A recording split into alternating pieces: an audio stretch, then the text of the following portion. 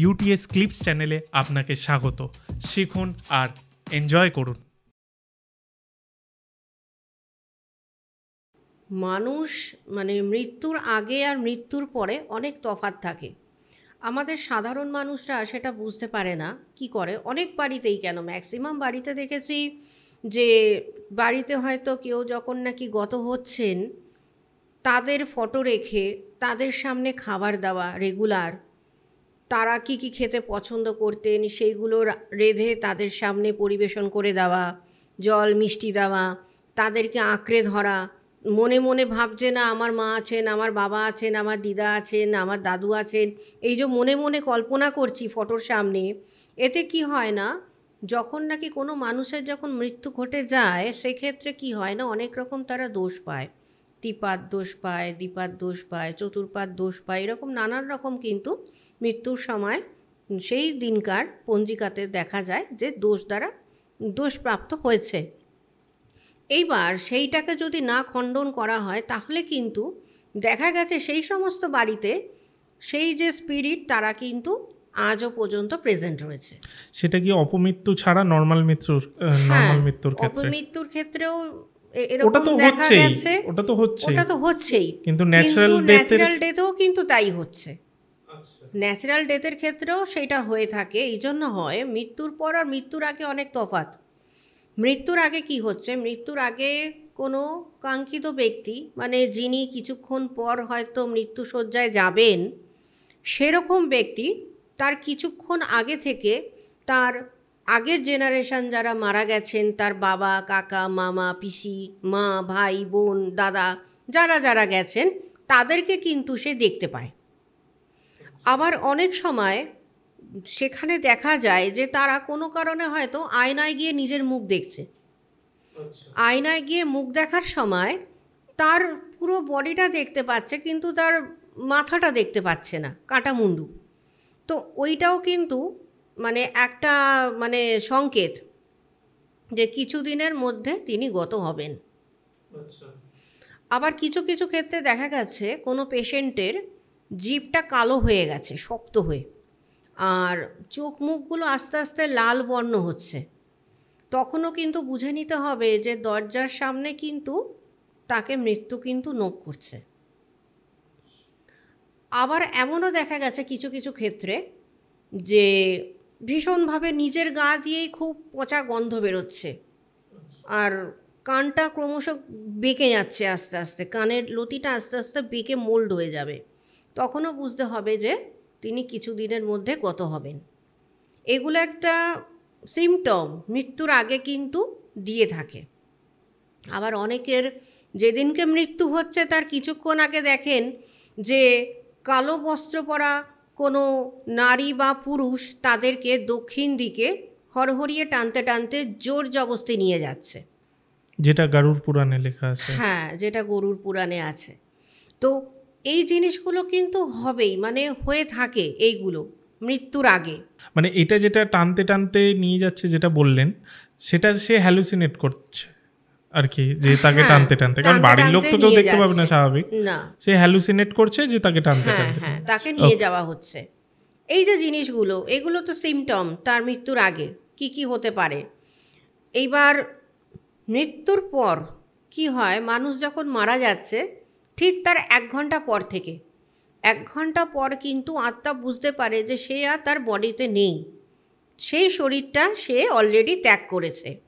যখন নাকি আত্মা তার শরীর থেকে নিজে বিচ্ছিন্ন হচ্ছে তখন কিন্তু সে বুঝতে পারে না।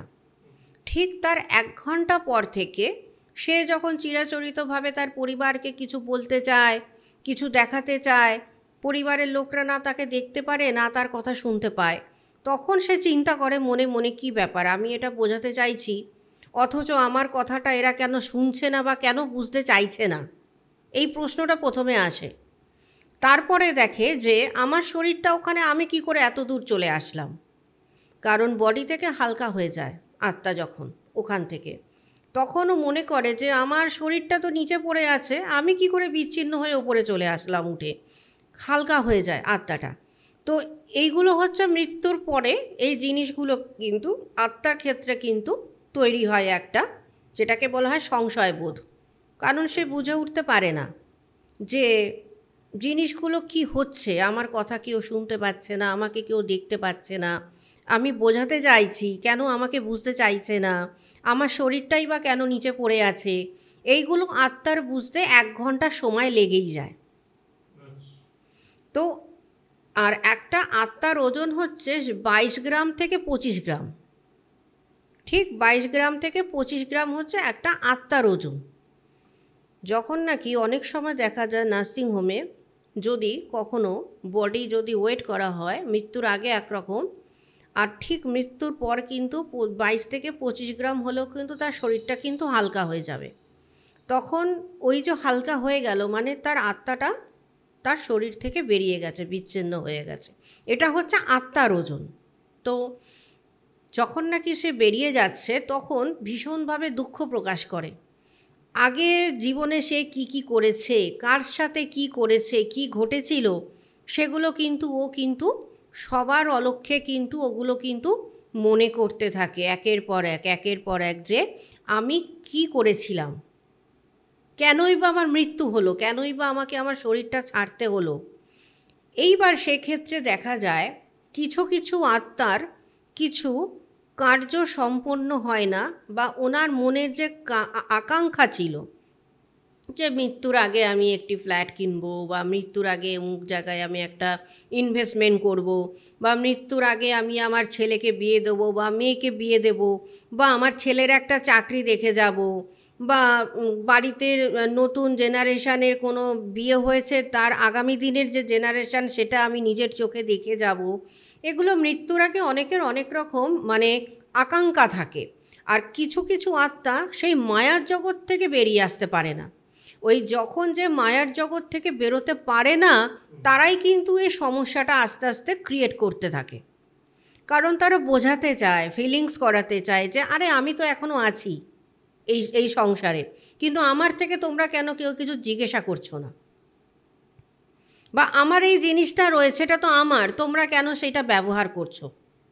এই যে তার যে মানে মনের যে দুঃখ সে যে প্রকাশ করতে চাইছে, অথচ তার পরিবারের লোক তো তাকে দেখতে পাচ্ছে না, শুনতে পাচ্ছে না, সে তো বুঝতে পারছে না, কিন্তু তারা তো ভয় পাচ্ছে। এবার সেক্ষেত্রে কী করণীয়? সেক্ষেত্রে তাহলে দেখতে হবে যে আত্মাকে স্টাডি করতে হবে তার মৃত্যুর কারণ, আর সে কি চাইছে, কি করলে সে খুশি হবেন, আর মৃত্যুর পর যে তার মধ্যে যে একটা ক্ষোভের উৎপত্তি হয়েছে এই ক্ষোভটা যাবেই বা কী করে, সেটা সম্পূর্ণ কিন্তু সে আত্মাই কিন্তু ডিসাইড করতে পারবে নিজের মুক্তির রাস্তা।